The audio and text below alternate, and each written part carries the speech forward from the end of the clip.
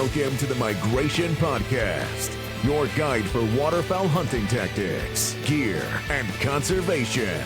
And now, your host, Brian Hallbly. What is up, everyone? As Johnny M. said, I'm your host, Brian Hallbly. I really appreciate you taking time out of your day to tune in to the Migration Waterfowl Podcast, presented by Bluebird Waterfowl, coming to you from the headwaters of the Ohio River at the Migration Waterfowl headquarters in western Pennsylvania. And the Pennsylvania regular duck season has come to an end. I know, it's crazy, hard to believe. It's been a long season. It's been a grind. I started back in early September with a teal hunt out in the Central Flyway, and that's led me to a hunt in Canada, and then back to the Central Flyway, and then down the Missouri, and then eventually to Arkansas, and a bunch of hunts in Pennsylvania in between all of that. So it's been a phenomenal season. I couldn't be happier, couldn't be more thankful. And it's just hard to believe another one's coming to an end here. I do have one more duck hunt this Saturday. There's a Veteran Day hunt in Pennsylvania that I can take advantage of, and I'm going to do that. We're expecting a huge winter storm. I'm sure most of you have heard that's rolling across the country this weekend. Supposed to have some cold temperatures, lots of snow. So Saturday could be very interesting around here. I noticed today I was out looking around a little bit locally on one of the creek systems not far from me here, where we've had some pretty good success on ducks and geese earlier this season. There were quite a few ducks hanging out there. It's been really cold again. Everything's locked up here unless it's moving water. And even that creek barely had a little bit of a channel open. That's starting to freeze up, but it did warm up a touch today. It got above freezing, but I don't think that's going to last. In fact, pull up the weather right now so I can get a accurate report for you. So we're looking at a high of 32 for Thursday, which will be the day this comes out. Low of 20. Friday is a high of 21. Low of 0 overnight. So that Saturday morning hunt is going to be extremely cold. 12 degrees for a high on Saturday. Then the snow's supposed to roll in sometime Saturday or Sunday, maybe even Sunday into Monday. But that's going to be it for my duck hunting in Pennsylvania. And honestly, for the rest of the year, I have no more trips planned anywhere there's season left, whatever's left out there. I'm sure there's not much. Most of the country closes by the time the end of January rolls around, at least in the northern parts that I normally hunt. So let me take a look here to see when the goose season, give you those accurate dates. That's going to come back in on January 30th, and that's going to run till February 21st. So we'll have a good 3 weeks plus to chase some Canada geese. There were a ton of them down in this creek system that I was looking at earlier today, that I was talking about earlier. And, that's kind of when things get interesting. The burnout is real this time of year. Um, like I always say, I'm not a huge goose hunter. I like hunting geese, but you know, I don't really prioritize it. So we'll see. This year, maybe I'll put a little more time into it, but that's going to be about the only opportunities I'm going to have moving forward. There's some changes coming at work next month. We're going to be trying out a 12-hour schedule. I'm not quite sure how I feel about that. It's going to be having to get up an hour earlier every day because I start at 7 now, but I'll be starting at 6 and working till 6 p.m.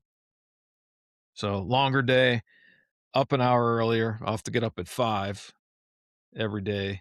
And but it's gonna be more time off during the week, which I think is gonna be great for hunting and fishing. The downside of that, I'm the most senior guy where I work, so I get the weekends off, daylight shift. So I'm gonna be giving up half of my weekends, this 12-hour schedule, the way it works. I think it's 3 days on, 2 days off, and then 2 days on, and then it flips the following week where you have 2 days off, 2 days on, then 3 days off. I'm probably screwing that up, but it works out where you flip-flop and you get a long weekend every other week. Like I said, I'm gonna be losing my every weekend, but I've got lots of leave time. I'm getting closer to retirement. Come October, I'll have 3 years left, and I've got a bunch of time that I've gotta use or lose in those next 3 years, so I'll have to use some of that up as well as my vacation and everything else that I get for leave time, so it's gonna be interesting.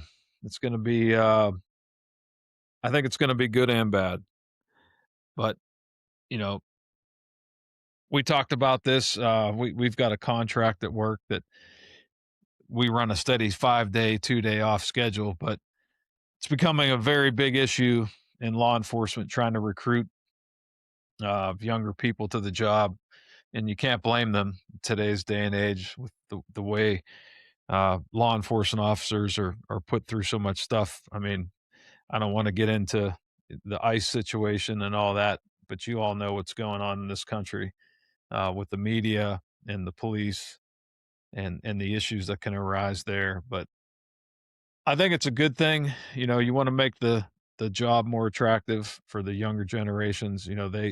They want to have their weekends off right away. They want to have their holidays off.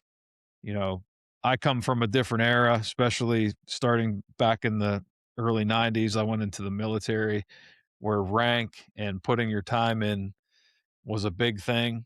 And you just expected that as a new, uh, either a new member of the military or new member of a police department, that you would have to put your time in. The military and law enforcement organizations are 24/7. Somebody has to be there all the time. And it was just the way it was, that the new people got the shorter end of the stick, and then when you would put enough time in, you'd start to get seniority and more time off and more benefits. But it's a different world today. Um, I think we're all to blame for it. We all want better for the next generation, and sometimes I don't know if we hand that over correctly. It's the same with our children.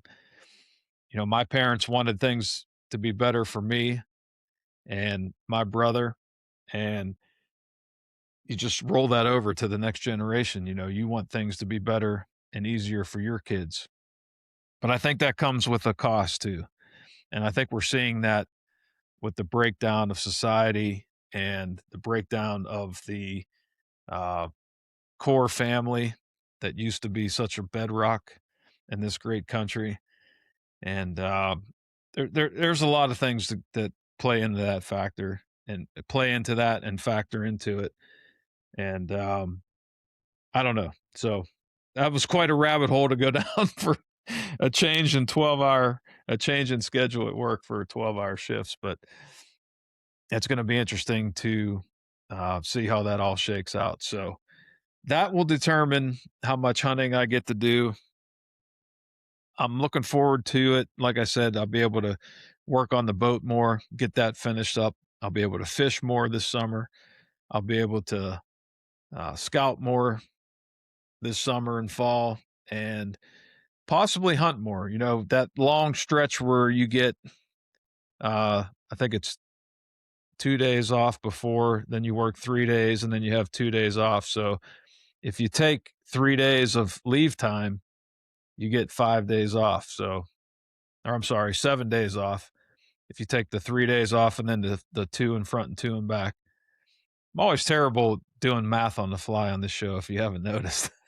But Yeah, you get a week off. You get 7 days off if you take 3 days to leave, which is pretty cool.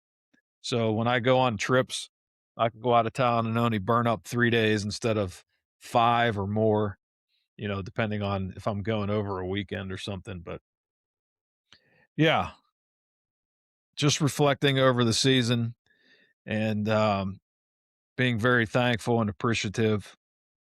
And I did top that 100 mark that I was getting to, but there's a caveat to this. And I didn't want it to end this way, but I'm also happy that I got there. And I still have Saturday. If I can squeak another duck out on Saturday, but in Arkansas, and I'll get to the trip for the Mallard Masters here after this, but I did split on one Mallard. I was hunting with Team Avies, and Rhett Strickland was sitting to my right in the blind, and this Mallard came across from left to right, and I missed it on my first shot. So I've only got myself to blame. The second shot, we both pulled the trigger, and the bird fell. I'm confident that it was a good split. We both hit it. Um, Rhett may have beat me on the trigger, and I haven't looked at any of the footage yet. If the shot cam can verify that, he'd obviously be able to claim that over me. So, but I'm pretty confident it was a split, and I don't know how you all handle those. Just about everybody that I hunt with locally and around the country, when you split on a bird, you can count that towards your stats if you're a stat keeper. Um, it just depends on how you look at it, but I don't want to finish on that. I'm hoping Saturday I can knock one down and have my 100th bird. So we'll see how that goes. But the trip to Arkansas was incredible. I drove down to Northeast Arkansas for the Mallard Masters Championship. I think I went into details last episode about that organization. They support youth mentorship, small business assistance, literacy programs, and other community um, vital programs for the community in rural Arkansas. So it's pretty cool to be part of that. I'm still like buzzing, super honored to have been asked to be part of that to represent Team Avies. It's been an unbelievable partnership working with everybody at Avies, Rhett, Lene, Jay, Mark. I know I'm forgetting some other people over there, but really awesome group of people. They've treated me like family from day one. And on top of that, they make some phenomenal gear. I mean, I'm going to go through at the end of the season here. I'm going to do a full YouTube video breaking down every piece of their gear that I have and have used and why and when, and explain the breakdown of everything.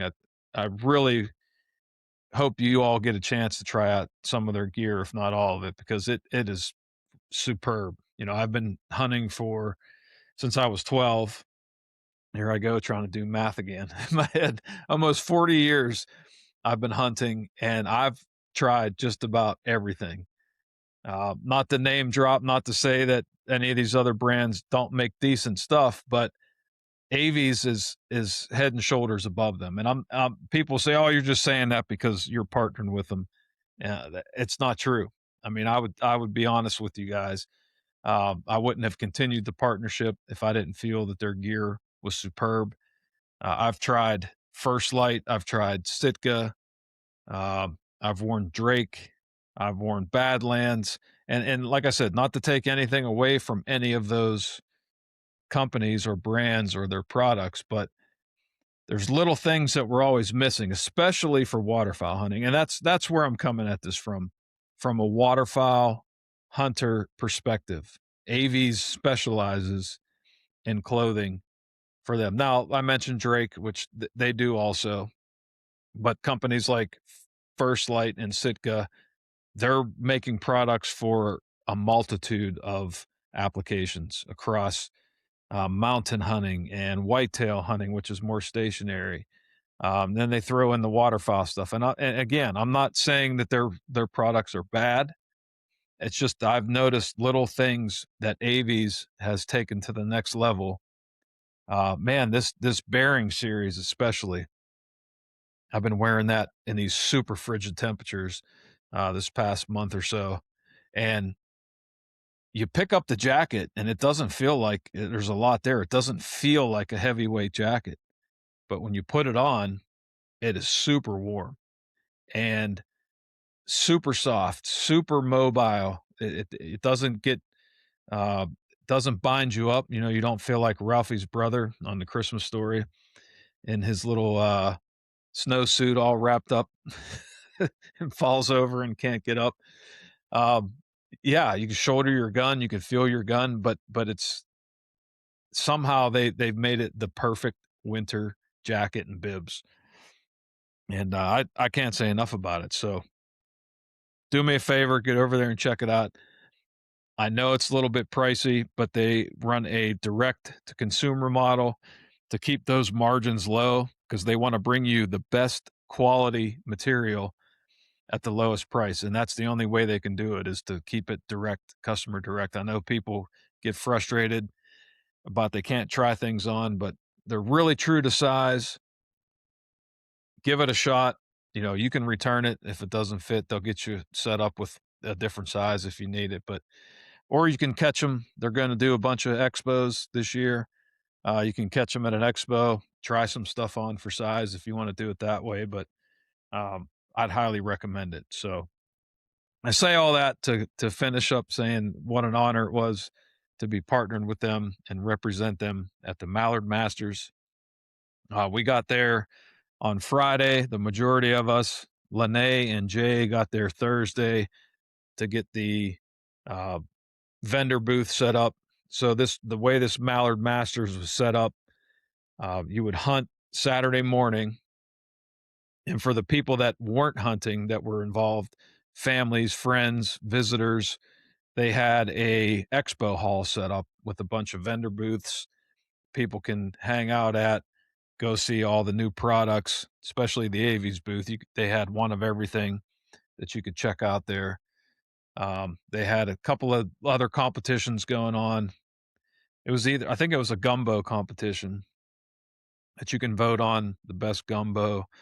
They had some speakers. Um, can't remember a bunch of them off the top of my head. Some popular speakers from the waterfowl world. And check-in was noon. So we hunted Saturday morning, teams of 4. I forget how many teams were involved. I think there were 20 some teams involved overall, a bunch of different brands, bunch of different teams. And I think 14 teams turned in uh, limits, which would be the Mississippi Flyway limits. I think it's 6 ducks apiece. So you could take 4 mallards and 2 bonus ducks. Uh, we had a phenomenal hunt to start. Uh, one of our local guys that was on our team had been scouting for us before we got there. He had been seeing these ducks in this feed for, I think, a week or 2. Maybe it might have been 2 weeks. And he was super excited about it. He's like, I think I got our spot.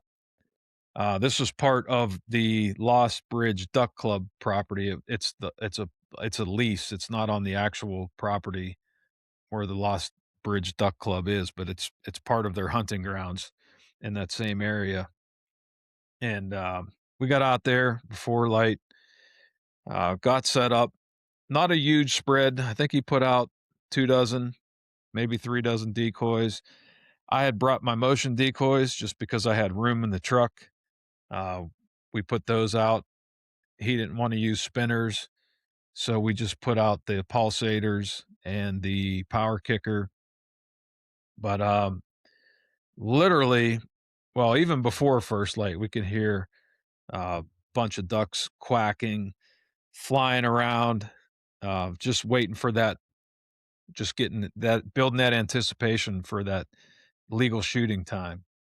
And it was overcast, and shooting light came. and we had hundreds of mallards flying, working the decoys, dropping in, and it was just too difficult for us to identify green. And being that it was a competition, and I use that loosely, it's for charity, but you're there and you want to put forth your best effort. You want to represent Team Avies very well, but it was very difficult to pick out green in that early light in the overcast conditions.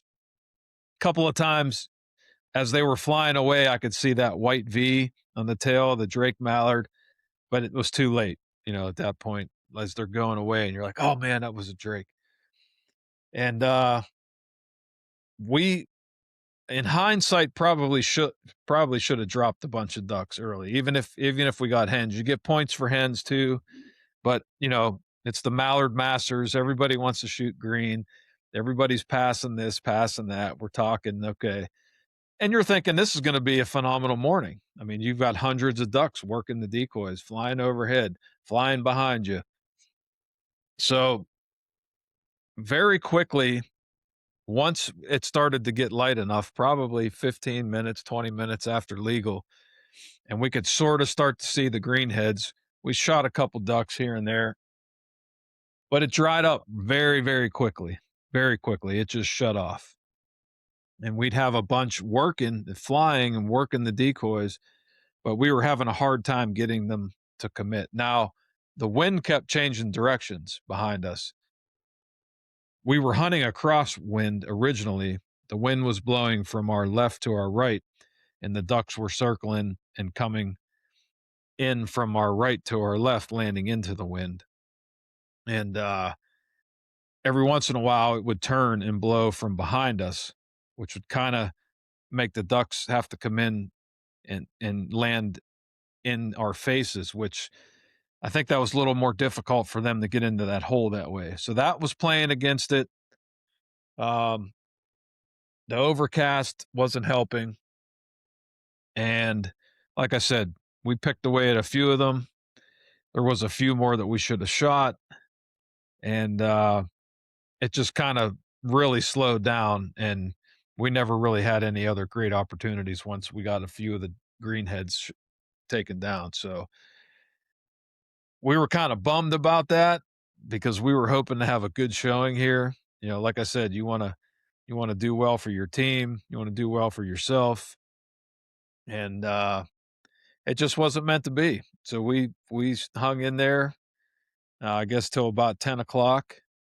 And it was time to go check in. If you weren't checked in by noon, nothing counted. But we knew, with our limited ducks that we weren't going to have a chance to win anything. So we headed back.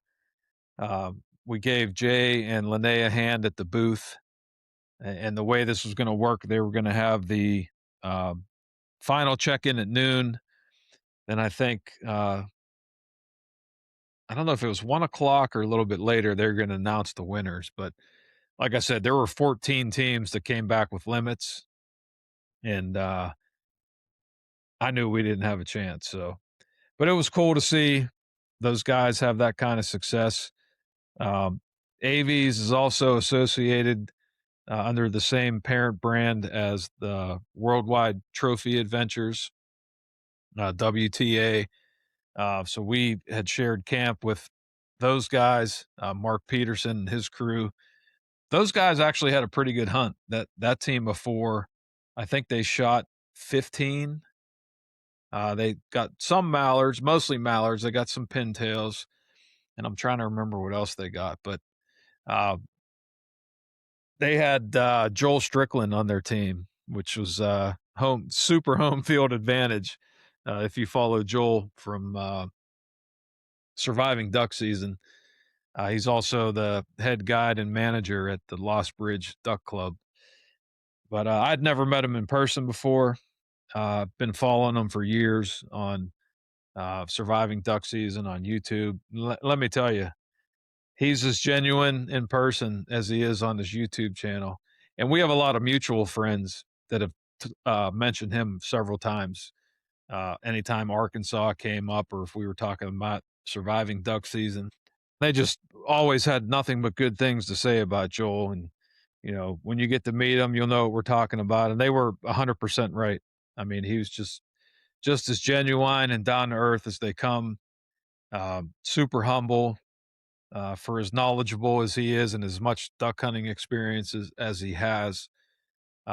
Just, you know, he treated me like an old friend from the time I met him. And, we hit it off right away. And it was really cool to get to meet him in person and spend some time talking with him, and got to meet his wife and his daughter, just all super really nice people. So just a great experience all around. Like I said, it would have been fun to get a green jacket to be the winning team or to have shot more ducks. But you know what? At the end of the day, uh, we helped raise a lot of money for a lot of good programs in rural Arkansas. I got to meet a lot of people in person that I've only ever communicated with, maybe an email or phone calls, and just an amazing experience overall. Like I said, we had a fun crew at the Airbnb. We had the Avies crew, some of the WTA crew at the Airbnb. A lot of laughs, a lot of good meals together, a lot of good fellowship, and just can't tell you how appreciative I am and thankful I am to have been asked to participate in that. So looking forward to seeing what's coming for 2026 and beyond with Avies. Just been a great partnership, and really, really enjoyed my time in Arkansas. That was my first time there, and to see all that habitat and the approach and the excitement and the culture that surround that area. And you could just see, just driving around, you could see why it's been called the duck capital of the world. And I think once I got into that boot hill of Missouri when I was driving, and then over into Arkansas, it was just birds everywhere, bird after bird after bird. And I thought this is going to be a pretty awesome weekend. And it was. Like I said, we saw hundreds. It was just unfortunate that for whatever reason, the ducks didn't want to come within gun range of where we were once we could identify them, once it got later in the morning. But overall, super great trip. Uh, Hopefully I'll get to do something like that again, because I really enjoyed that. So let me get to the partners real quick. Bluebird Waterfowl. You guys all know Bluebird if you've been listening to this podcast for any amount of time. They're the creators of the animator. I've been using their animators and their wings, their spinning wings. They have 4 different wing sets to maximize your spinner presentations. Super happy with all the accessories that they have for the spinning wing decoys. Really adds another level of motion and sound to your spinners, completely changes them. Money back guarantee. You can try them risk free at bluebirdwaterfowl.com. There's a lot of local outdoor suppliers that are carrying them as well. So check them out when you get a chance. Rite USA, it's the official shotgun of Migration Waterfowl. Rite has reinvented the semi-auto shotgun. Their barrels are bore drilled, deep bore drilled, not hammer forged, so they're dead straight.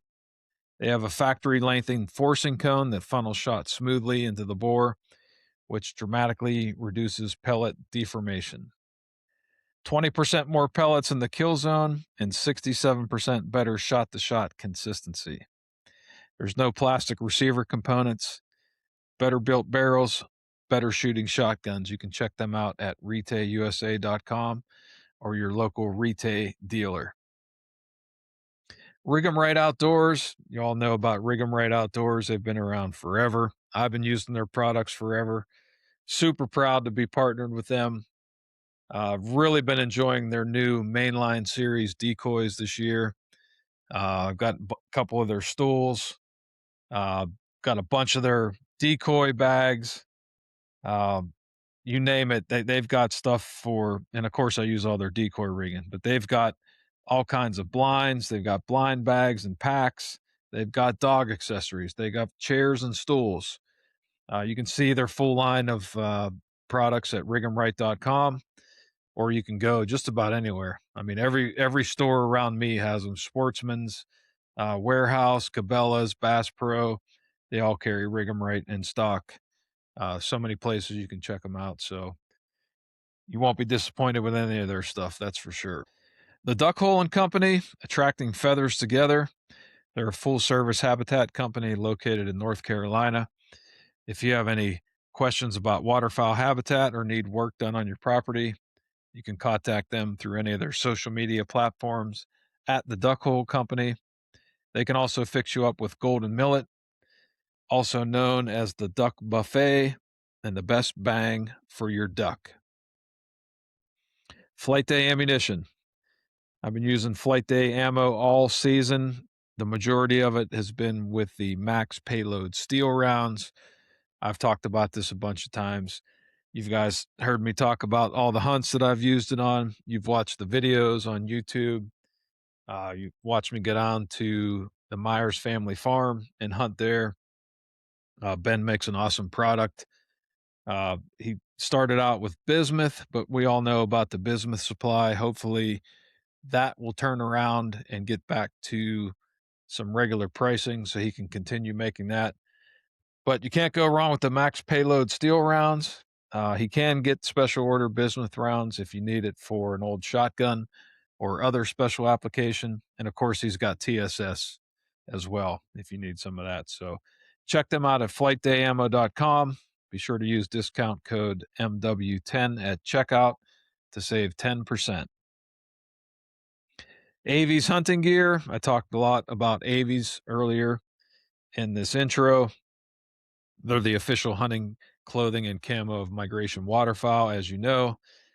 Like I said, I just can't say enough about all their products that I've used all summer, from the Featherlight series when I was dove hunting and early teal season when it was hot, into the fall when temperatures started dropping. You got the Stratum hoodie.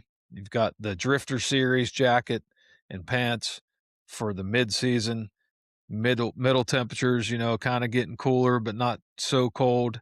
And then you got the Bearing series, which will get you through the super cold time of the seasons, late seasons.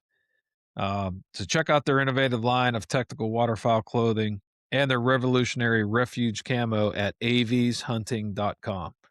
That's aveshunting.com.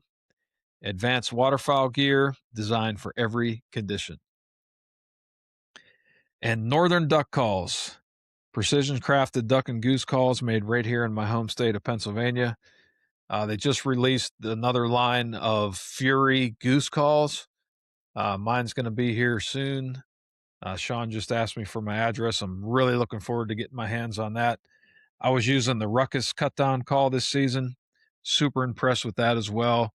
Go check out his line of calls over at northernduckcalls.com. Use code MW15 for 15% off. Be sure to let all of our partners know you heard about them here on the Migration Waterfowl podcast. Thank you to all of you who've been supporting our partners. I know who you are. They've been telling me about every one of you guys that have been calling, and gals. I really appreciate it. They've been getting a lot of support all season. That really goes a long way. Helps me continue to bring you this content. I bring some light to them. They give me some great products to use so I can keep hunting and keeping this all going for you. So I greatly appreciate that, everybody. On this episode of the Migration Waterfowl podcast, I welcome Eric Lance to the show. Eric is an avid waterfowl hunter and wildlife biologist from Ohio. I had him on way back, I think it was episode 11. So I don't know if you longtime listeners will remember hearing him on the show. On this episode, Eric talks about his hunting season and how that went this year for him. He discusses the problems facing wild mallard genetics and the impact that farm duck hybridization is having on duck populations. We explore the importance of ecological understanding for waterfowl hunters, the critical habitat needs for ducks, and the effects of hunting pressure on waterfowl behavior. We also touch on public land management, the role of volunteers in conservation, and the challenges facing waterfowl populations today. Eric emphasizes the need for active participation in conservation efforts and the importance of understanding the ecology of waterfowl to ensure their future. Thanks to God for blessing us with another opportunity to get together for another episode. So let's get into episode number 91. Welcome back to another episode of the Migration Waterfowl podcast. I appreciate you all coming back and joining me today. I've got a special guest, Mr. Eric Lance, repeat guest. How's it going today, Eric? Hey, Brian, how you doing, man? Things going good. Good. How's your season been going? Well, the season went well. Like we were just talking off air, this is one of the seasons I was actually able to do a lot of hunting, this year. I tend to get a little bit addicted when it comes to deer hunting. So last year, chasing some big bucks, and this year was a little bit of a weird year. Went on my first elk hunt this year, was successful out in Colorado. So, filled my bull tag out there. Wasn't a whole lot of deer I was really wanting to chase this year on my property, which gave me an excuse to really spend some time in the water with some buddies. So yeah, this was a one of my better seasons for the past couple of years. So yeah, it's going well. Here in the North Zone in Ohio, duck season's over. The South Zone's still open, but the South Zone's pretty far from where I am. So with everything locked up right now, it's just not really going after ducks, but we've been going after geese pretty hard. So those have been good. That's great. Tell me a little bit about the elk hunt. Was it archery, rifle? It was rifle. So it was over the counter. So got a group of buddies, one particular buddy that has been a Western hunter for well over a decade. And we originally put in for a group draw in Montana and was not successful. So we decided to go to Colorado, where he has hunted a lot before. We got over the counter bull tags, so we went out there and self-guided with him, and two of us were successful. We actually had a couple guys get some shots on bulls too. Out of a group of six, we had two we pulled out, and then two guys get shots on bulls, but just missed. So hey, for all of us, for the most part, I think, yeah, all of us, but our buddy who was kind of leading the group, it was our first elk hunt, and walking out of there, four people out of six, almost coming with four bulls. That was, my first hunt. So they tell me it's unheard of, even the two bulls, and so it's one of those. But yeah, no, we were lucky, but it was we were out there for 12 days, so it was a long haul, but it was worth every penny and every amount of time. So That's great. Congratulations on that. yeah, That had to be some work getting all that meat yeah. off the hilt. Oh, we could go for a while on that one. But I kept getting yelled at because I specifically was like, guys, I'm bringing my shotgun. Like, if I find a duck hole, I'm going hunting. I'm like, they're like, no, I was forbidden to bring a shotgun. They're like, no, you're not. We're driving by on those side by sides to the trailheads, and just these ponds are just full of ducks, and there's geese everywhere. And I'm just like, screw this elk hunt. It's like, I'm gonna go buy a shotgun. That's awesome. But anyway, yeah, the last time I had you on, let me see here. This was episode 11. So that's quite a ways back. We were talking about some hen houses and their effect on the population. Have you done much I guess update work, kind of checking on those since the last time we talked? So yes and no. So what we are doing is, for my dissertation work, is revolved around the whole Mallard genetics issue that's going on.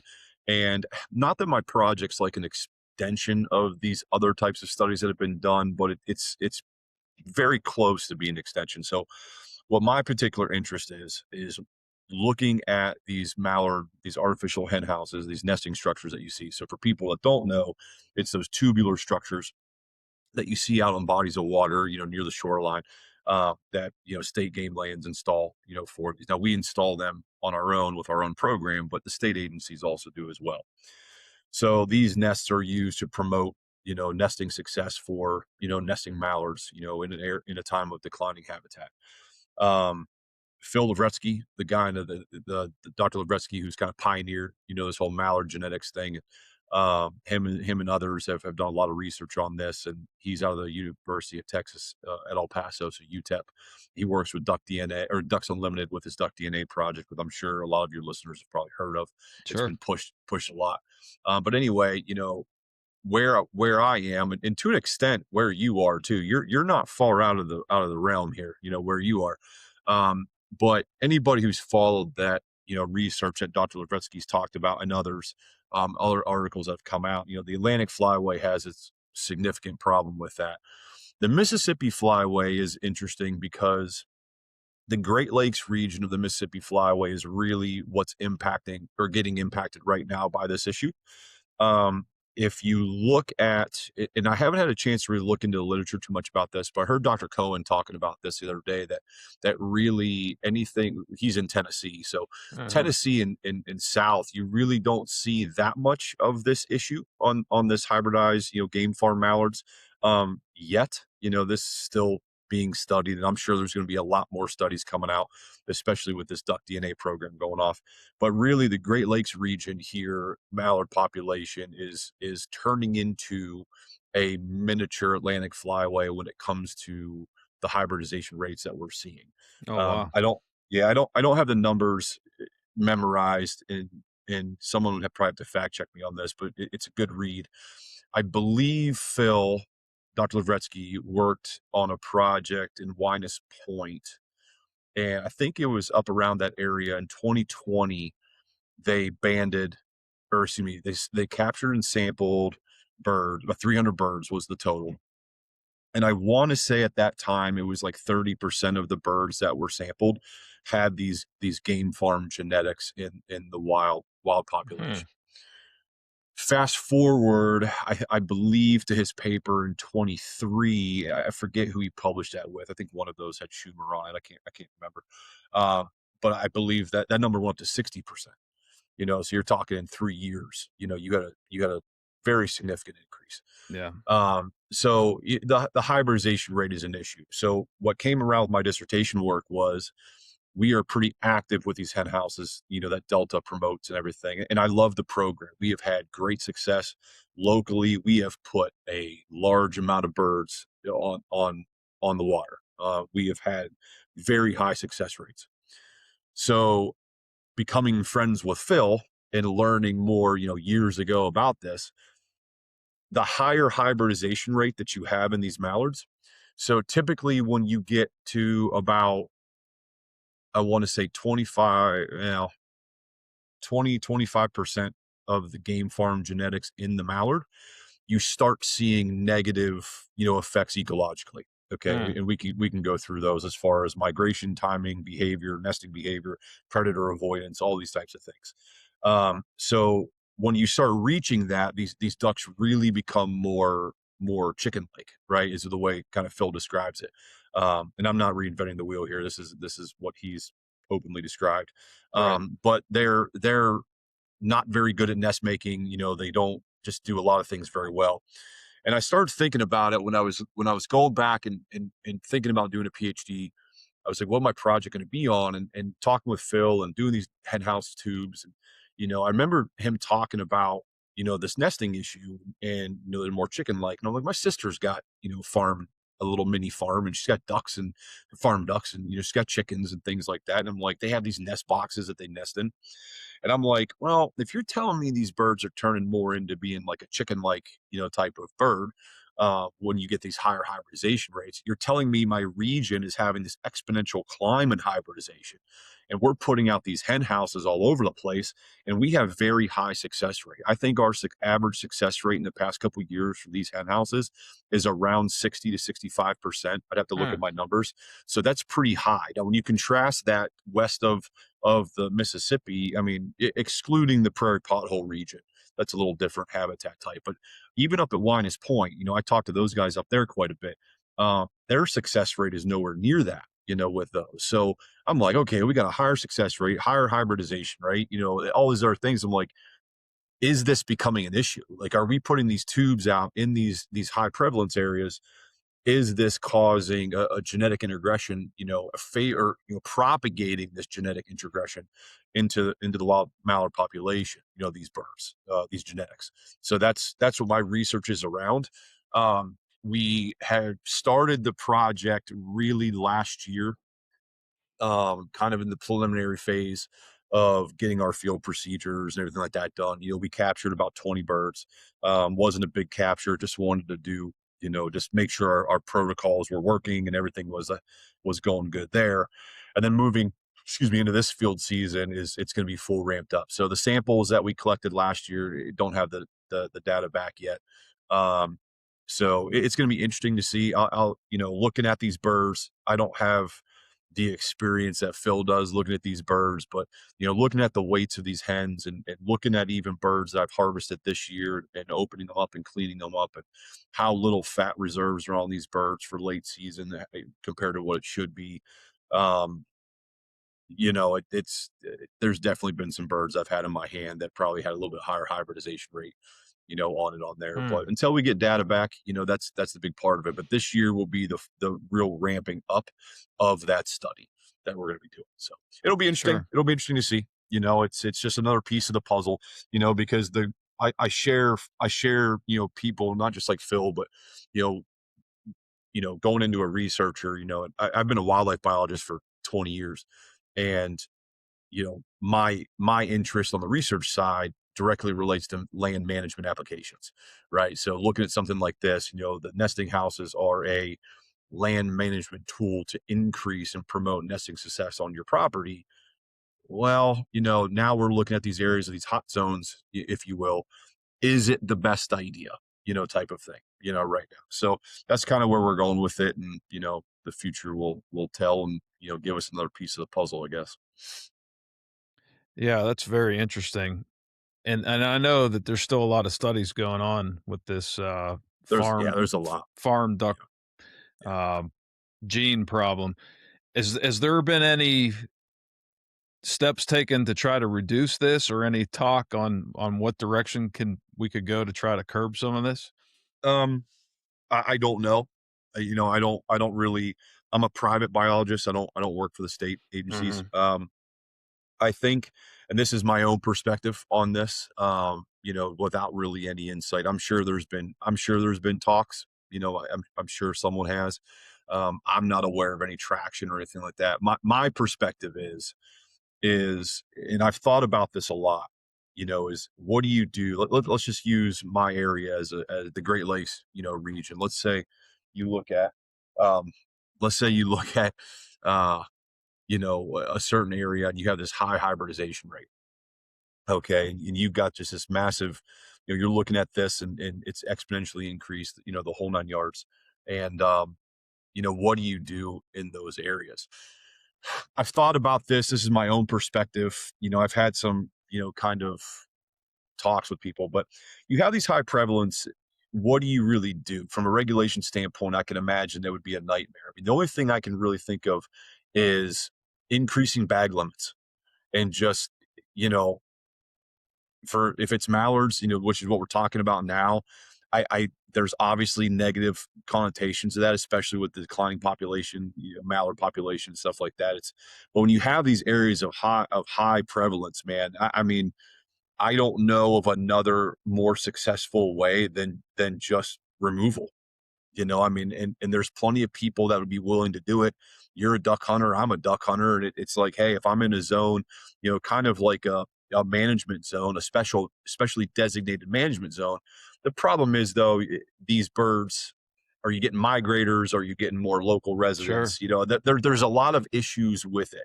It's for Mhm. greater minds than me. I don't sit in those rooms, thank God, to deal with it, because you're going to have the social media warriors are going to get on it Oh my behind it. gosh, yeah. I just don't have another way around it. And I don't, and it's one of those things too. It is an issue, but to what extent of the issue is still really being studied. We know it's here. We know there's a high prevalence rate, and that prevalence rate is increasing.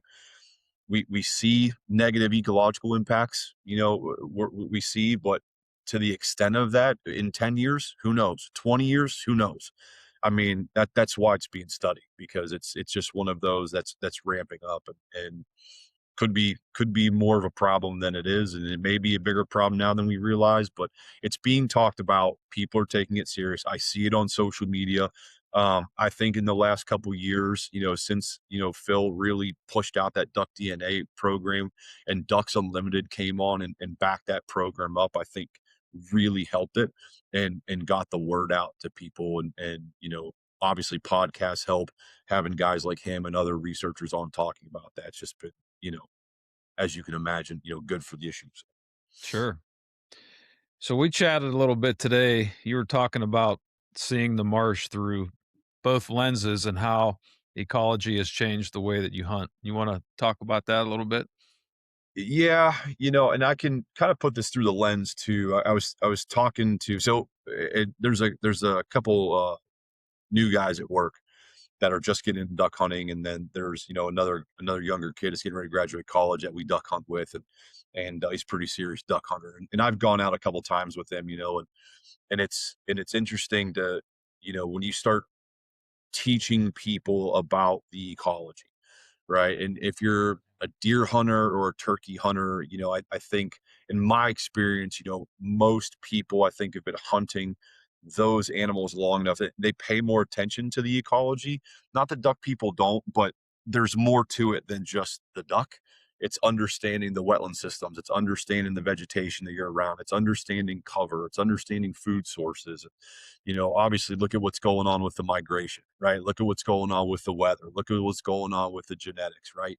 And like really kind of understanding what is going on with a species that you love, and the ecology of that species. It's just going to make you a better hunter, right? So, this guy at work, every time we harvest a bird, now we're in, breeding plumage, right? So, if you can't tell a Drake Mallard, then there's a problem, but, these guys, want to help, me with my research, and we're capturing and banding birds outside of the breeding season. So you get these, birds during the molt and things like that. I mean, you can still pretty easily tell that it's a drake versus a hen, but you get a black duck. You get a black duck that just, I see posts all the time with people that are like, yeah, is this a drake black duck or is this a hen black duck? And I look at it, but I get him out there. I'm like, all right, birds in hand, forget about the color of its head, forget about the bill. I taught him how to, look at a bird and sex the bird, based on, characteristics to say, is this a hen or is this a drake? If you get a bird in hand with me when we're banding and capturing birds, and, whatever we're doing, you need to be able to understand what that bird is, and showing them the different feathers, what primaries are versus the tertials and the coverts, and how do you tell if this is a mature bird versus a hatchier bird? What are the things that we look for? Looking at it on the wing. It's not just looking at the bill. Is this a hatchier bird? Is it an adult bird? Looking at the different feather qualities and those kind of things. So looking at it through those lenses of really understanding the bird, and this, when me and you were talking, it's what kind of brought up the topic of this, was because he's a younger kid, and I can say that, not that I'm old, but I'm 42, and he's 21. That was a long time ago for me. So, Oh, yeah. but it's one of those where I can see the light bulb, and he's even admitted it. He's like, I have a different perspective, on it now. Like the way I just think about it and approach it. Now he wants to get involved with it. I mean, look at the problems that we have going on. If you don't care about the ecology of the bird, you're in two camps. You're either in it for the resource, or you're selfish and you're just in it for a successful hunt. It's just kind of that simple. It's, I don't care what's going on with anything. I just want to go out and duck hunt, and as long as I shoot a duck, I don't care. Right. I'm going to buy a duck stamp because I have to, but I'm not going to join Delta. I'm not going to join Ducks Unlimited. I'm going to bitch about them. I'm going to say they're not doing anything when I can pull up all the wetlands that Ducks Unlimited has restored, and look at all the henhouse programs that Delta's put out there and the birds they've put out in the air, on the flyways. I mean, the list goes on. So it's, you're in two camps, Sure.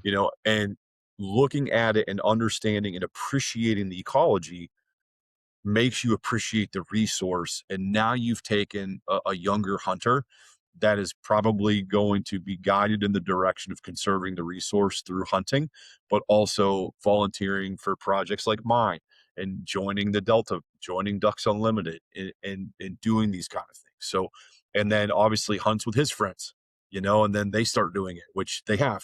His group of friends have, we got a group chat going and they're all coming to our Delta banquet. They want to help with the hen house program. And, they takes a special person to let a hunt in this stuff, but also not hunt and just volunteer time and go out in the ice and put these tubes in the ground and freeze in the wind. So it's like, you get these, you can see the change, and it's understanding that resource and appreciating that resource. I mean, we can spend a whole season of podcasts on waterfowl and wetland ecology. So, I'll save your audience that, and just, looking at it through that lens, I think drives the person to be more of a person conserving the resource than just more than selfishly, interested in their own success.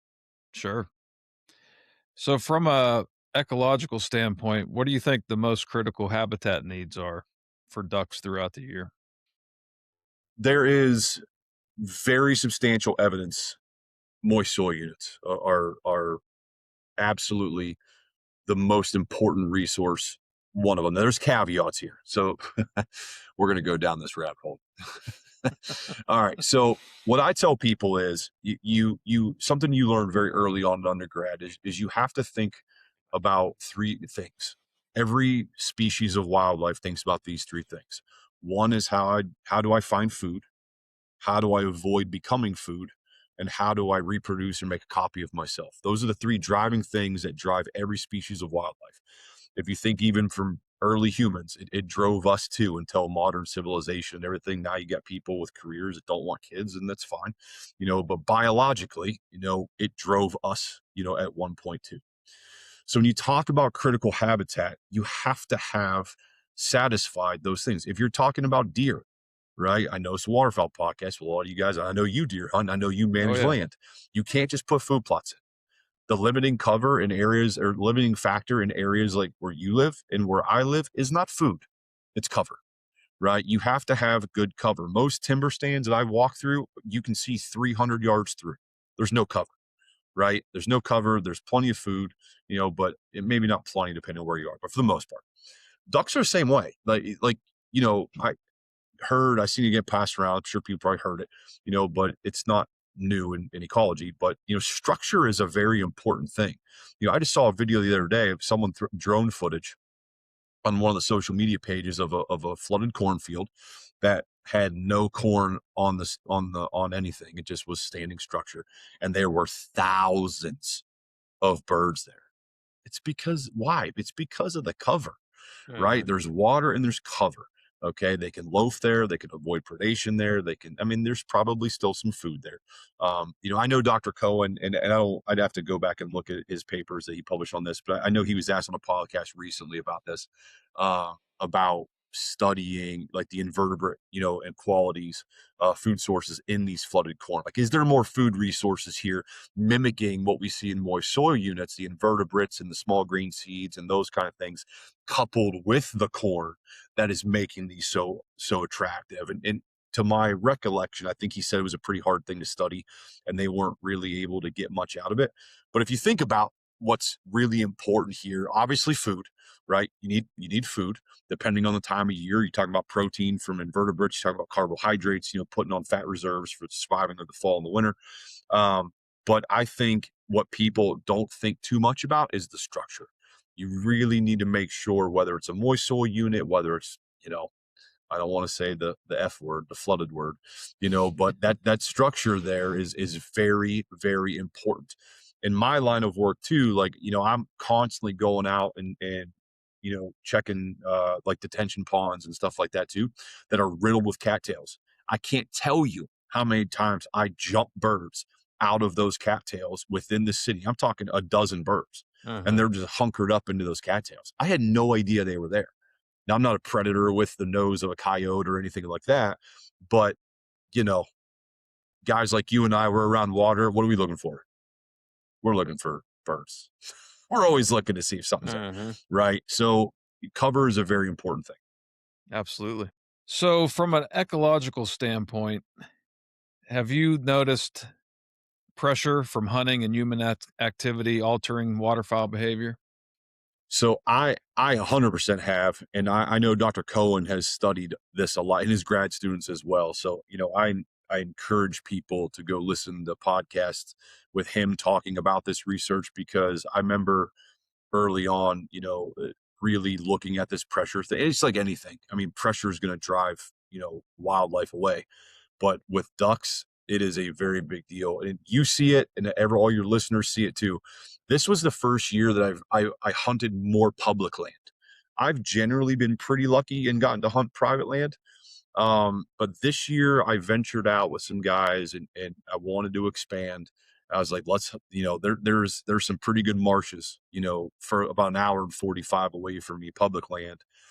Got a lot of birds on it, and there's a refuge there, the whole 9 yards. Sure, let's go, but that pressure, when I go down there and I see the amount of people that are there, and I listen to, Dr. Cohen and read his paper that his grad students pushed out, that disturbance is so critical to manage. I mean, I can't tell. I mean, everything I see, people I talk to and people I interact with, God, man, they find a hole with ducks. That thing is getting blown out in a week. And then they're like, there's no ducks here. Yeah, man, they're gone. Like, you guys just started shooting at everything well before you probably should have started shooting, let the birds work a little bit. You just educated a bunch of birds, type Right. of thing. And those birds got to travel all the way down the flyway. And now they see decoys, and it just, yeah, pressure is very important. And it goes for all wildlife. If you're pressuring deer, you're pressuring turkey, you're pressuring ducks, it doesn't matter. Now, pressure means different things to each of those, Sure. but duck pressure is very big. They'll bounce. They'll just go to another water source. There's probably, I think of where I am, most of the water sources I see ducks on are not what I would call, as an ecologist, high quality. I'm sure there's food there. I'm sure there's cover there, right? But it's not areas where they're going to be there for very long. They're just going to bounce. They've got other areas that they loaf. They got other, roof sites and, other refuges in the area that they go to. They're just going to bounce and go to those areas.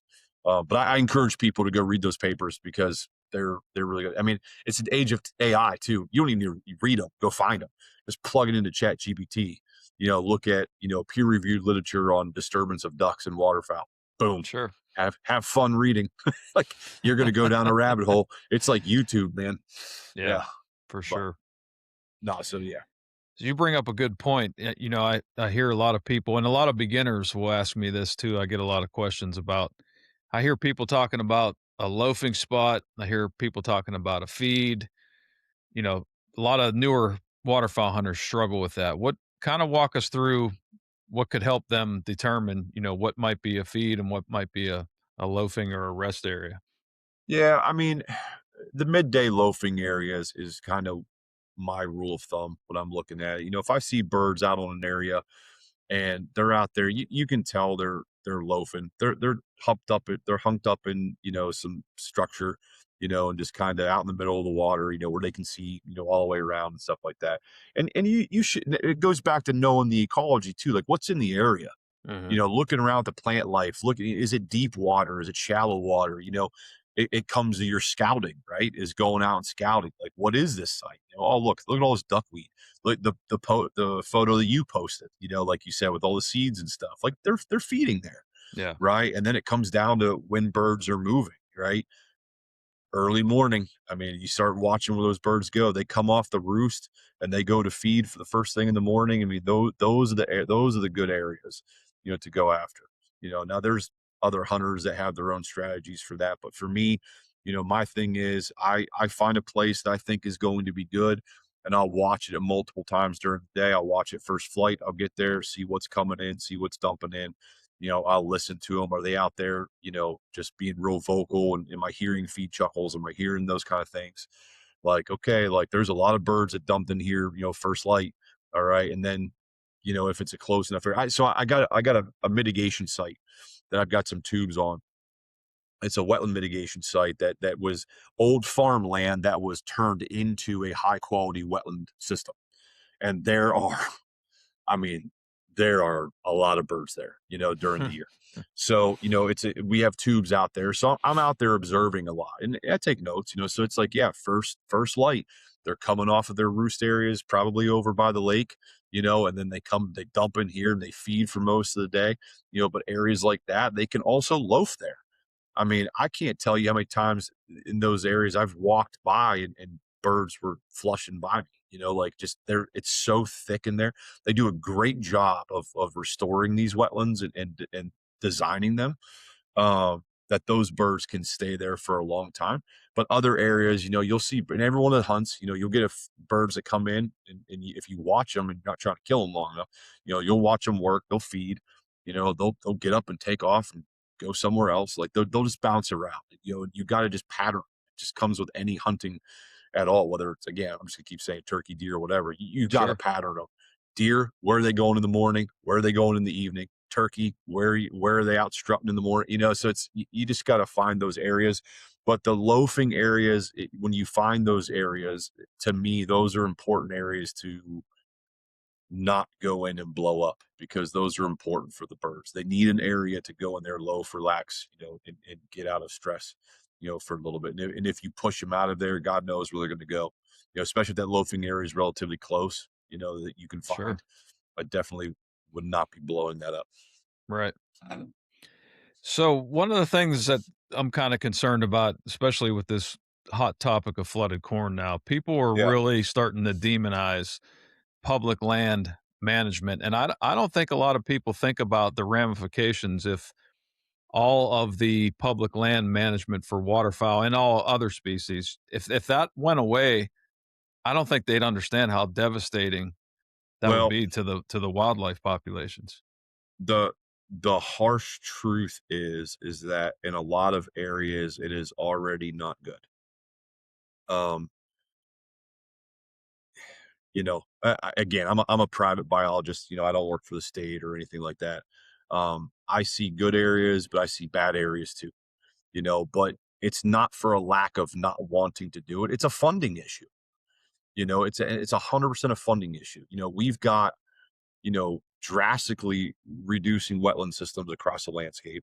You have less funding coming in, for these. I know of areas where there's one wildlife manager for two, maybe three wildlife management areas with one or two technicians. Like how do you manage that? I know the refuge system isn't in the greatest shape. Again, Right. there's one manager for these. So, what people don't understand is that, and it goes down to years ago when I was in the deer world, the same thing. It's like, you know, look at the state of Ohio. The state of Ohio, the ODNR, Division of Wildlife or whatever, the state owns like 4% of the land base in Ohio. What do you think's going to get done with 4%? Like, if I tell you I give you 4% of anything, you're going to look at me and be like, that's nothing. Right. So I've the deer world, like, what have you done for deer? You say you don't see deer. Well, I can tell you why you don't see deer, because your woods, I can see 500 yards through it. You got 8 people out here. You got a tree stand every 30 yards. It just, no crap. There's no deer here, right? It's the same thing with ducks. And I look at some of these wetland systems and I'm like, I'm out there trying to evaluating if I'm going to put tubes in. I'm like, man, I don't think I'm going to put tube out here, because I think I'm just wasting my time. Now I'll go scout that area, but that's where nonprofits come in. That's where volunteers come in. And like we were talking about, people want to get on this flooded corn issue. And listen, I sympathize with them. I Sure. do. I do. I'm not saying it's not a problem.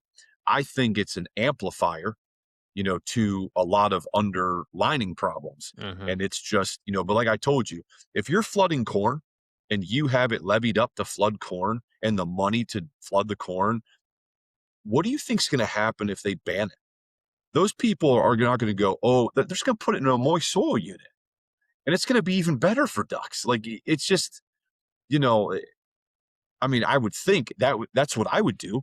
If I had the Sure. money, if I had 800 acres and I flooded, 200 acres of corn or 300 acres of corn, whatever the number is, right? If I was able to do that year after year, you think I'm not able to just drain it down and manage it for a moist soil unit and let native species like, smartweed and some of the grasses and stuff come in and just manage that? It's probably going to be cheaper Oh to yeah. to do that, Absolutely. So like, you know, be careful what you wish for a little bit. And Hmm. like we said, I think, you know, you should be talking about it, because it is an issue. Like I said, I'm not saying it's not an issue, but where's your outrage for just the agricultural practices and the draining of wetlands and the proposed, federal regulations concerning wetland protection? Like, I haven't seen one post about that.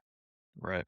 It's like, oh, you're worried about flooded corn? Wait until this proposed ruling goes in and it's easier for people to drain wetlands and you Sure. lose more habitat. Well, Right. where do you think the ducks are going to go? People are building habitat. Okay, you might not like it, right? But the ducks need somewhere to go. They Hmm. can't migrate from the prairies of Canada all the way down south when they do and not stop any. Yeah. Like Yeah. it's just one of those. It just and I'm sure there's 30 people that disagree with me and want to argue, but it's just like it's ecology. If you're a bird and you're flying south, I mean, think about this. If take humans away, if you are a duck and you breed in the northern territories, the prairies of Canada, okay, when we had harsh winters, you stayed in the breeding grounds until you couldn't, until it was frozen, until food availability wasn't there. You weren't just packing up and leaving because you felt like it if you were a duck. They were Right. forced out of there. Right. They fly south and they hit Michigan. Oh shit, Michigan's locked up. Ohio, Wisconsin's locked up. Illinois is locked up. Oh look, and they find this open, body of water a little bit, right? That's I'm being very general here, but that's what would happen. Well, Sure. now look at the winters now. They're mild at the least, being conservative when I say that. I mean, I can think of a couple of weeks ago when it was almost 50 degrees, 55 degrees, like in late December, mid-December. I have to look it up, but Oh I yeah. mean, you're close to me. You felt it. I was standing in a marsh 2 weeks ago, January 10th. It was all open water Yeah. in So if you're Pennsylvania. So if you're a migrating duck, if you're in the northern, your breeding grounds in Prairie Canada, and you're like, yeah, it's getting colder, eh, things are getting locked up, the winds, food resource, they take off, right? Well, now they stop in Wisconsin or they stop in, Michigan or Ohio, these northern territories of the lower or of the 50 states. And oh, look at this. There's open water here. Look at this. There's here. They stop there. They stay there until the resource runs out or they get pushed out. But generally that's where pressure comes into play because generally where they land, it's like that little cartoon that they always put on with like the black and white cartoon where the character goes and gets ready to go duck hunting. He walks out there and he's by himself and the duck comes in and there's about 300 people in the peripheral that pop up and start yeah, shooting. Like if you're a duck, you're not going to go back there. And sure. if you actually survive, if you're a hatchier bird and you just educated that bird, he ain't going to go back. They're not going Hmm. to go back there, type of thing. So this is a very convoluted problem that 100%. these flooded corn systems and these flooded agriculture systems amplify. It is a problem, but there are bigger problems affecting the duck population than that. And, Right. and I don't hear anybody talking about it. Now, in my world, I deal a lot with environmental permitting, and I see it all the time. And it is a bigger problem than what people think. And then the other thing you got to think about too is okay, you stopped a flooded corn. I talked about these stormwater detention ponds. Well, I got news for you. They have detention ponds, they have retention ponds, they build wetlands to treat stormwater runoff in the cities.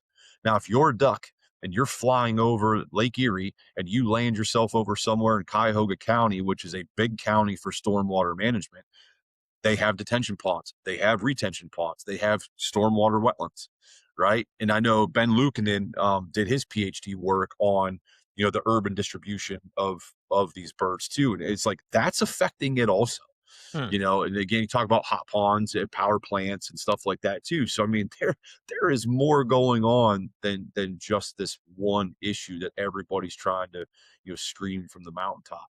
Again, I sympathize with them.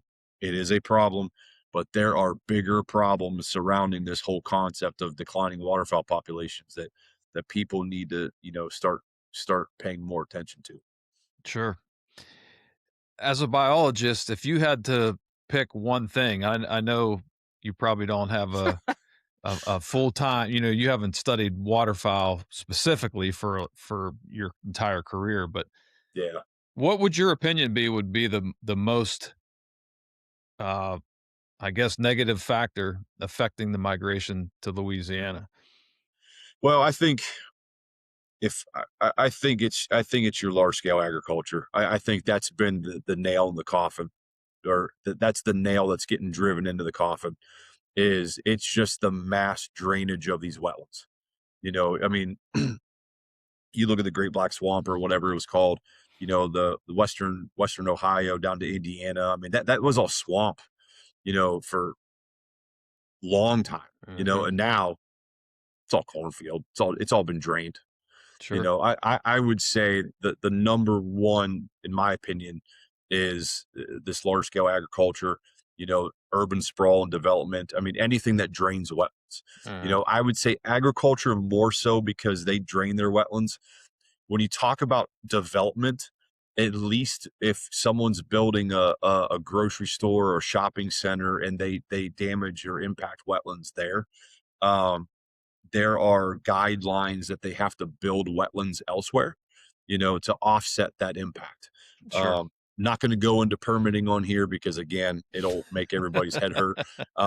There's a lot of things that doesn't make sense, but with urban development projects, commercial, residential, those kind of things, there are rules around mitigating those mitigation sites that I told you about earlier. That's a mitigation site that the funding from that comes from people building elsewhere, that they are charged, uh, these mitigation fees to offset and build those wetlands and build these really high quality refuges because they're Sure. they're not allowed to be hunted. So even though they're not owned by the state or the feds, they're owned by nonprofit entities. Ducks Unlimited being another one, right? They build these huge mitigation wetland sites that hold a lot of birds, and help them with their life cycle. So I would say what the biggest issue, in my opinion, is the draining and the loss of these wetland systems, these seasonally flooded wetland systems that we've lost to a just astronomical percentage. Yeah. Yeah, that's my observation. People ask me all the time, and I say, "Listen, I'm not a biologist. I don't study the migration. I'm not everywhere, but I do travel quite a bit, and I have for the last 30 years out west extensively, all around the country.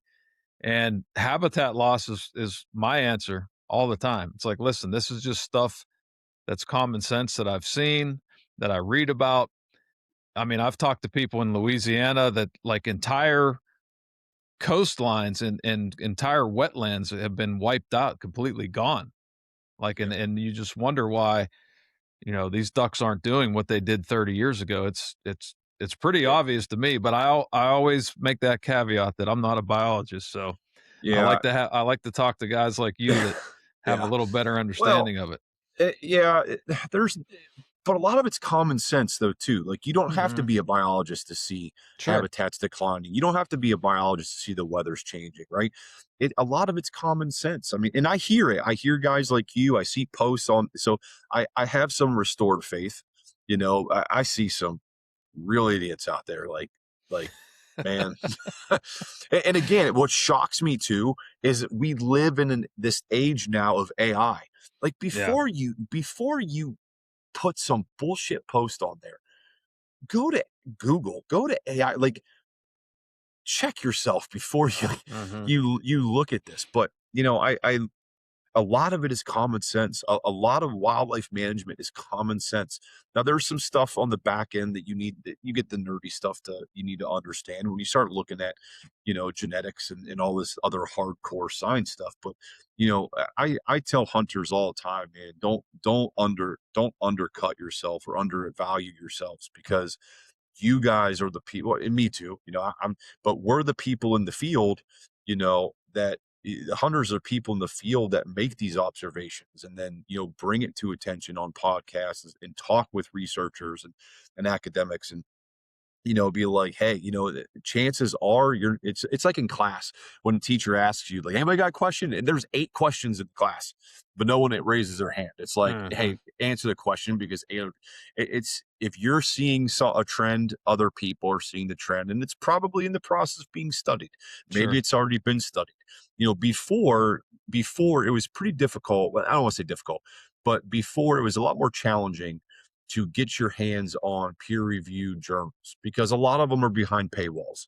And a lot of journal articles and papers and publications are not easy to read. It's like a status thing sometimes on how hard you can make your paper to digest, type of thing. But when you look at it again, you can easily go, I mean, the tools for research that AI have allowed has been I mean, it's almost indescribable, really.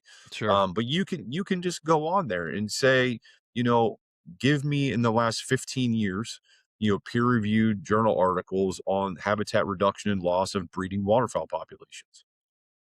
Right. Boom. Right. Give it 30 seconds. Okay, expand on this. Give me a one-page, summary.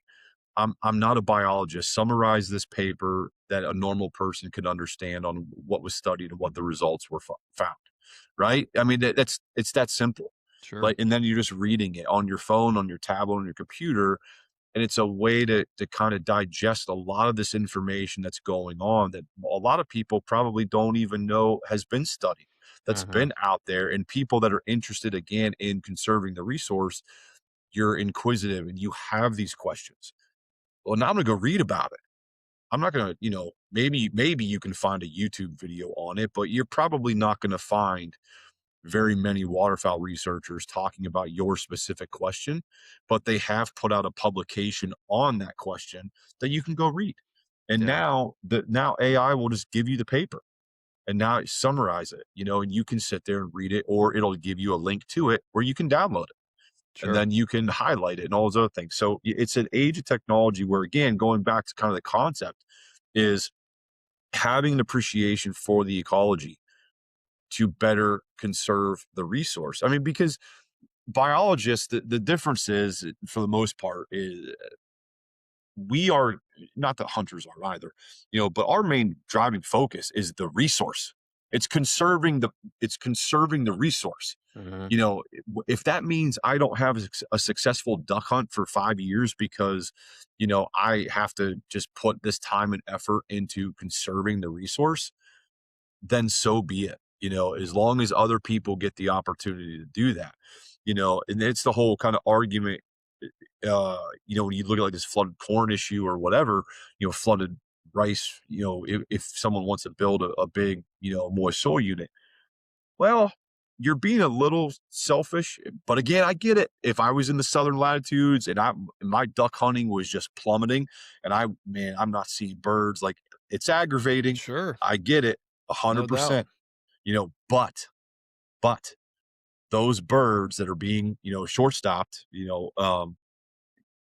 they're going back to the breeding grounds healthy. They're going back there healthy. They're going back there, and hopefully now we get to build more viable habitat so hens can survive the breeding season. There is a very high percentage of breeding hens that don't survive. Most deaths occur on the breeding grounds. Right. So you need good breeding habitat to put that fall flight to make it a good hunt for everybody. Yeah, absolutely.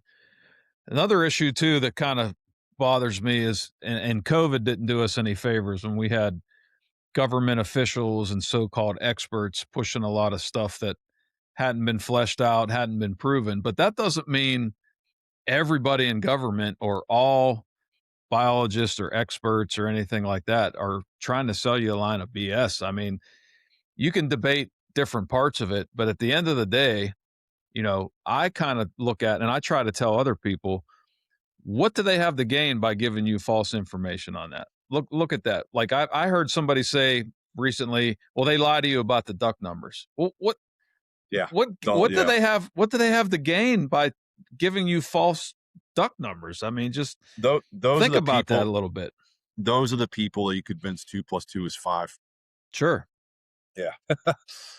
No, it's 100%. And I know guys at the federal, level, and I know guys at state level, and trust me, they get aggravated. They get they get frustrated too. I mean, I'll tell you right now, I know most of them do, because here they are, like these people on social media. You don't know what's going on. You don't know what go. I guarantee you, you poll 100 duck hunters, and you actually start asking them questions about the BPOP and everything. They probably don't. They couldn't tell you anything more than what it is. Like they don't know anything about it. They don't know what the man hours and the people that are involved in doing this, how long it's been going on. Like, it's an extraordinary thing that we're able to do, right? And to be able to count these birds. Now, again, is it going to be exact? No, it's not going to be exact. You're not going to individually count every single bird, right? Like, so yeah, the numbers could fluctuate, right? But again, what do we have to, what do they have to lie about? Now I think that some of the scientific literature also doesn't do itself justice. I know there are times where I read, papers, and you just got to be careful what you read. But I also think there's people that need to understand what you're reading before you start running your mouth and putting it out on social media. And you're already wrong, because there are when you start reading a paper that starts showing correlations, okay, a lot of people will say, oh, look at this study found X to cause Y. Right. Well, no, that paper actually said that, it's shown that X can cause Y, and it's biologically plausible and it's highly inferred, but I'm not saying that it does, right? Type of thing. So you look at those in papers, and it's semantics, I know, but you got to take it the context. If you're going to put that out, doesn't mean that it doesn't. But that's what research is for. I mean, it says the next researcher can say, oh, this research was a good paper. They had, they just were limited on funding, limited on their resources or whatever. They showed the strong correlation. Hey, I'm going to pick up where they left off, and I'm going to go a little bit above and kind of change some things to look at what they didn't and put that puzzle together. The scientific community is only as good as the information that we have. Right. Yeah. And it's pretty hard to work with the public that keeps, telling them that they're wrong and that they're lying and that they don't know what they're doing. I mean, would you want to do it? Like, I know these guys, and I'll tell you, I mean, there's some guys I know that are never been on a podcast. You never know their name, and they are the most brilliant waterfowl ecologists I've ever met. For sure. That I would put them against anybody. Now, I've only been in the waterfowl world, 7-8 years, but it's I mean, just brilliant, field guys, not academics, like field. They have PhDs, but like these are the guys, they're managing it. It's just there's other things going on the back end that you just that they don't have control over. Right. But yeah, I'm not giving them a full pass either. I know, there's some things I don't fully agree with, and how things are done. I look at it, I'm like,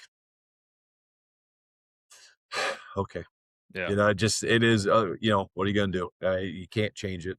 I don't have enough voices, to do it. But, right. Yeah, anyway, but no, it's a social media is a great thing, and I don't got to tell you this. It's a great thing, but it's a bad thing. And there is a lot of fatigue in the natural resources world, as far as natural resource professionals, for a lot of reasons. and it's just one of them. I mean, you're constantly getting kicked and talked bad about and don't know. Yeah, it's I feel for them too. Sometimes they make their bed and they gotta live in it, but most of the time it's not warranted. And again, I think it just comes down to I think the loudest voices are more of the selfish people that just Right. only care about their success.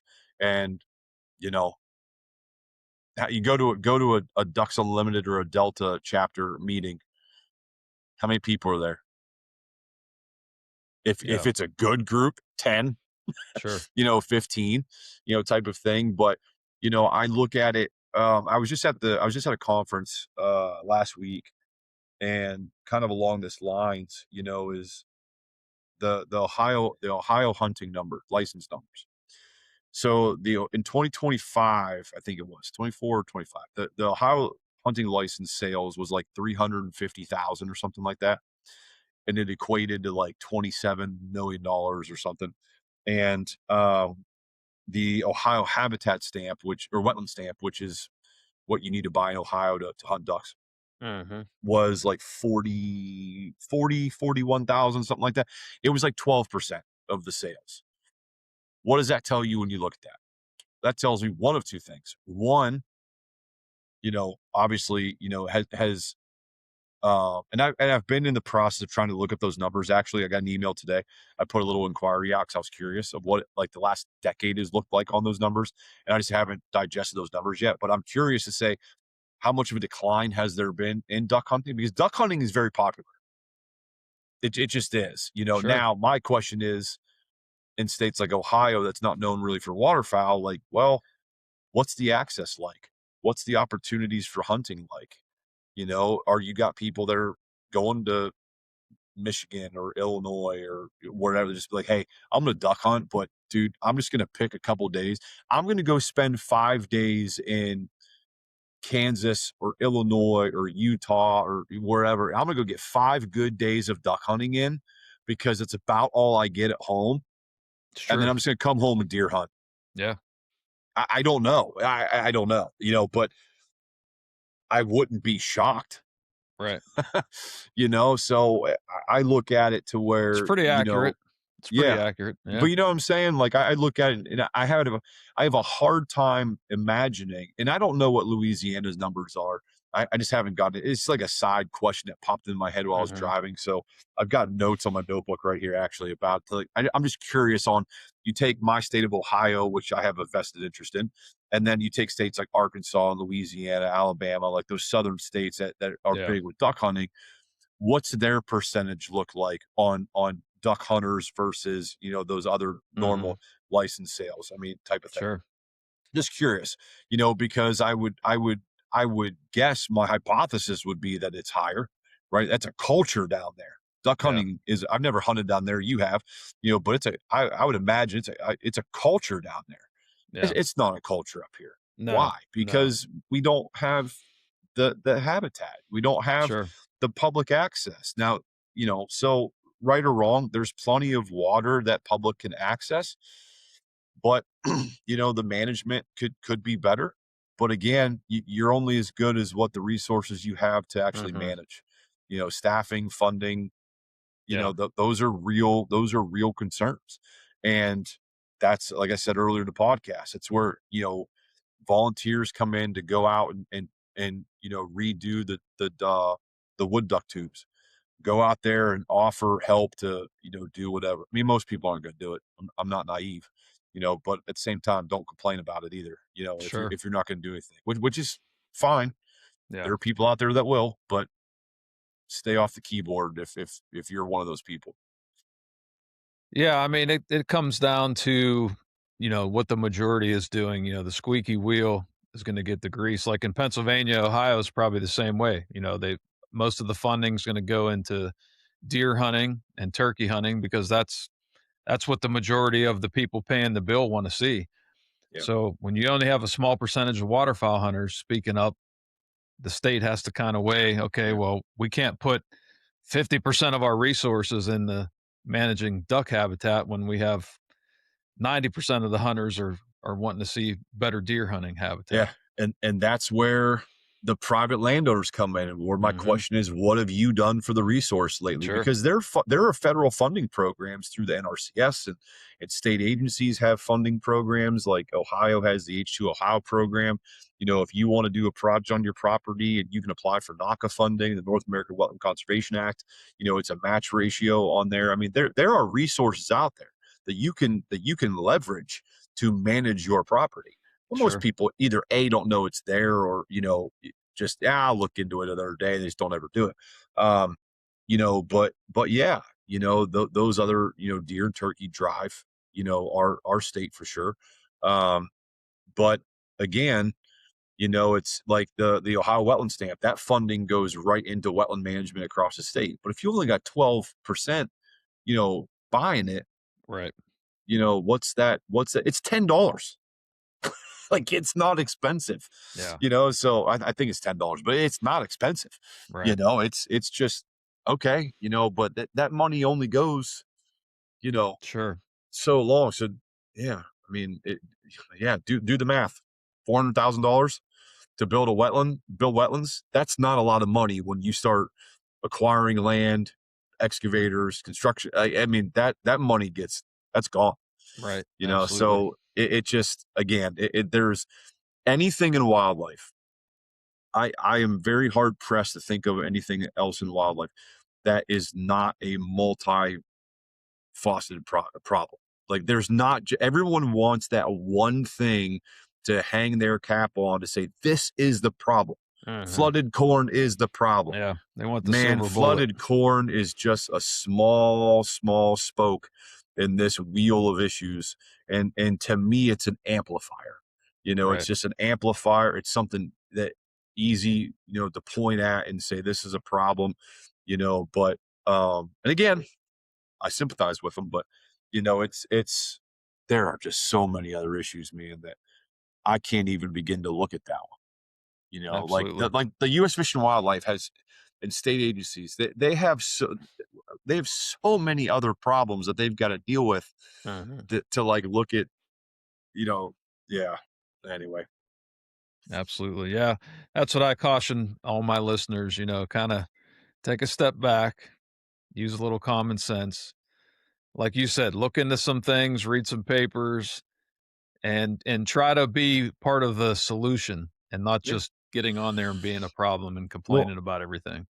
and it just comes back to loving the resource, man, and just donating some time. You don't got to do what I do and donate a bunch of time to do all this stuff, but just going to meet with your district, private lands biologist, or your wildlife management area manager. Hey, what do you guys need help with? Like, if you're a farmer or you got equipment, like, what do you guys need help with? Like, I enjoy hunting the public land. I see that it's going downhill. I mean, is there anything, brush hogging, like, what do you need help with? Again,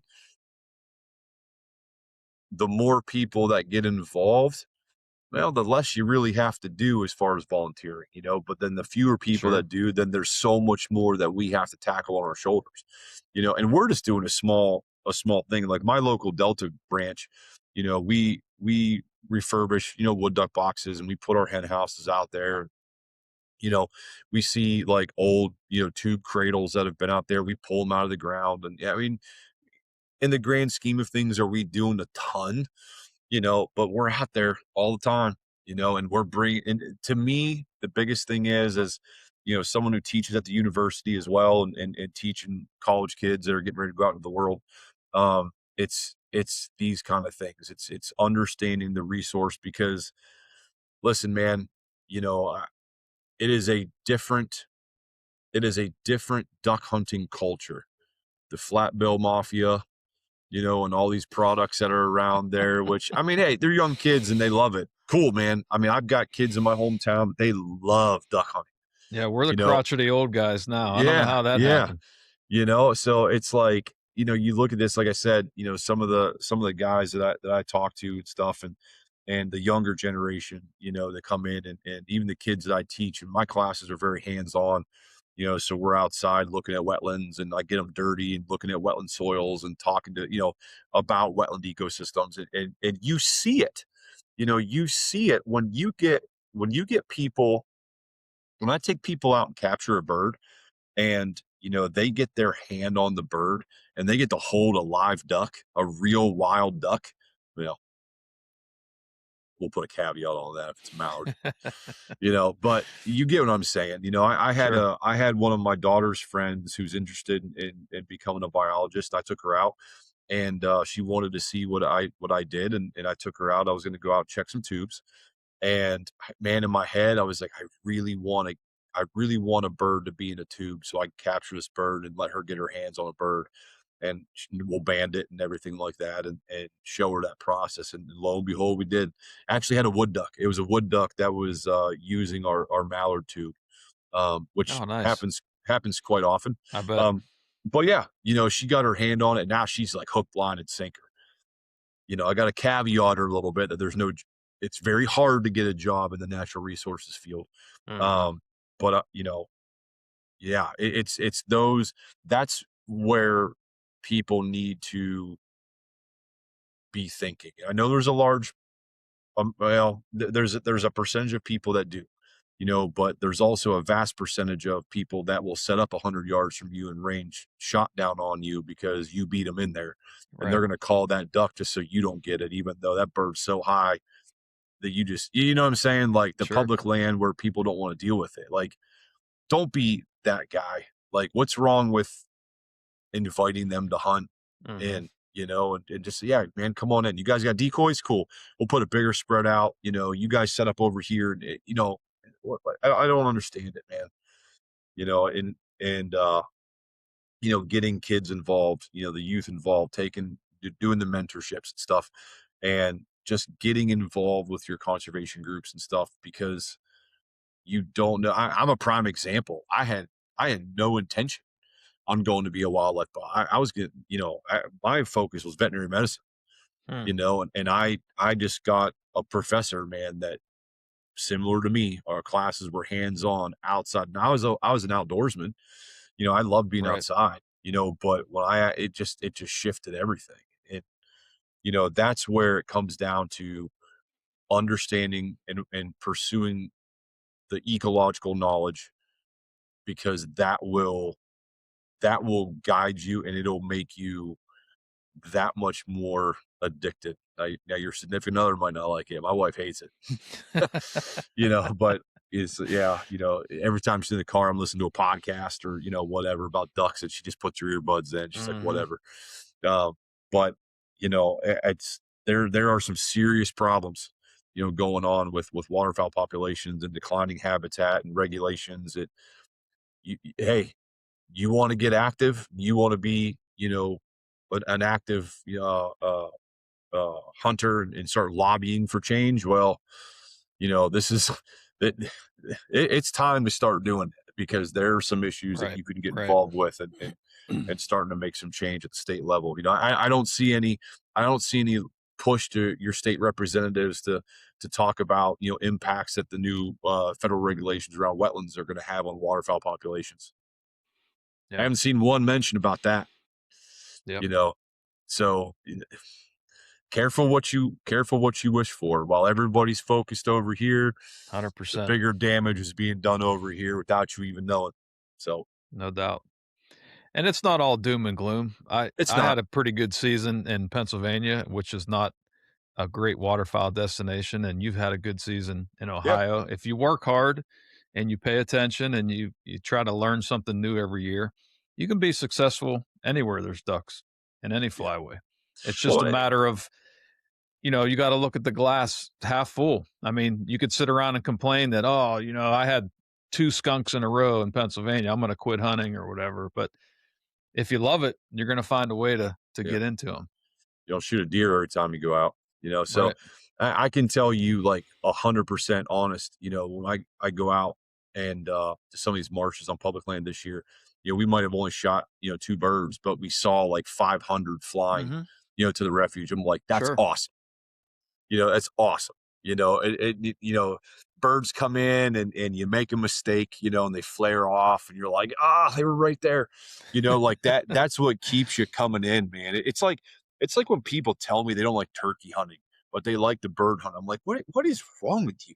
How can you not sit in the woods and get all jacked up when you start hearing that turkey gobble?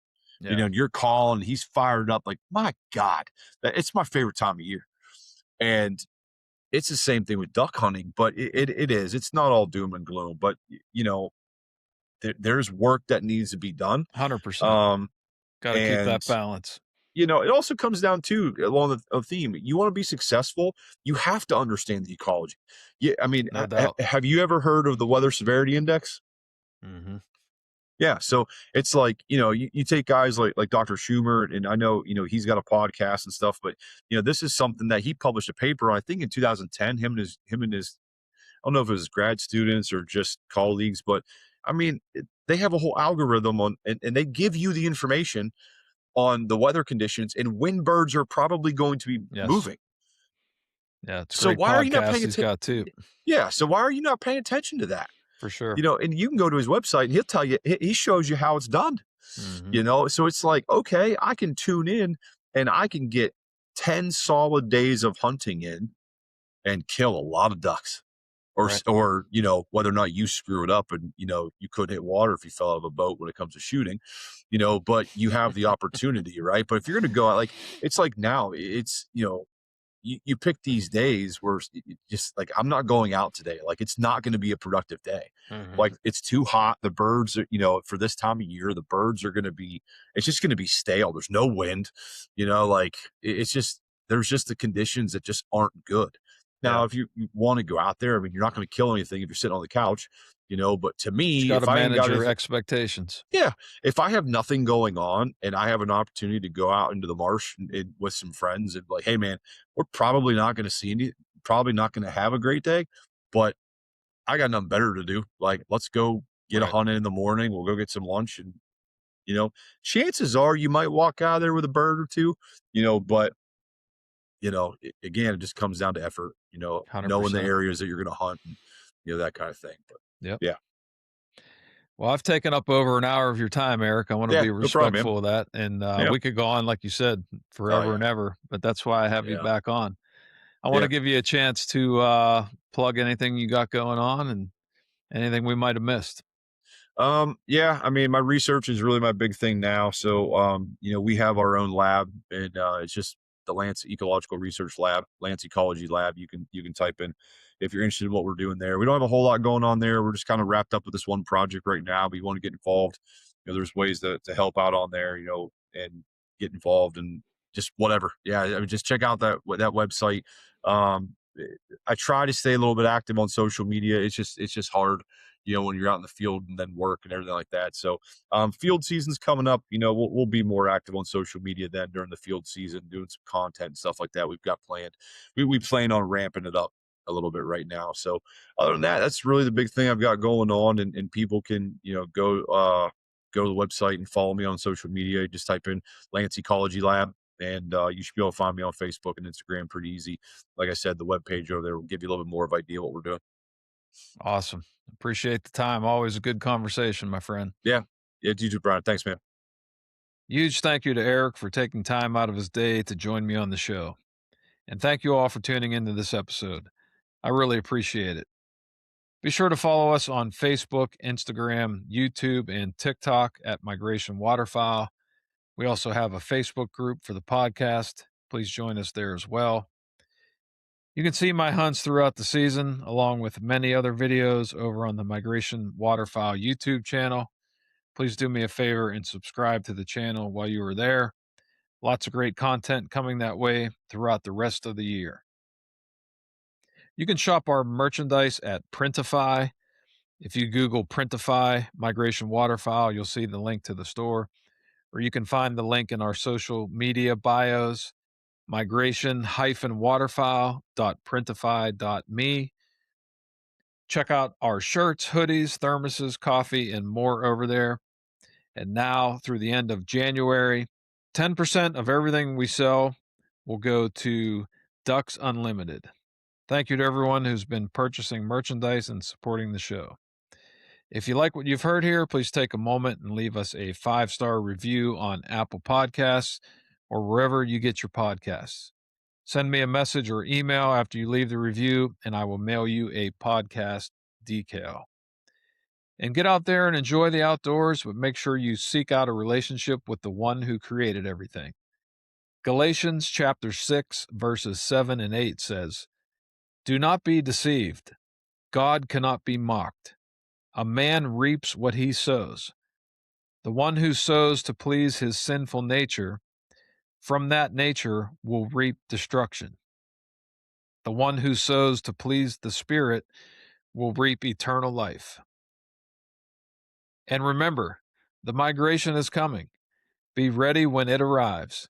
Tune in next week to hear another great guest on the Migration Waterfowl podcast.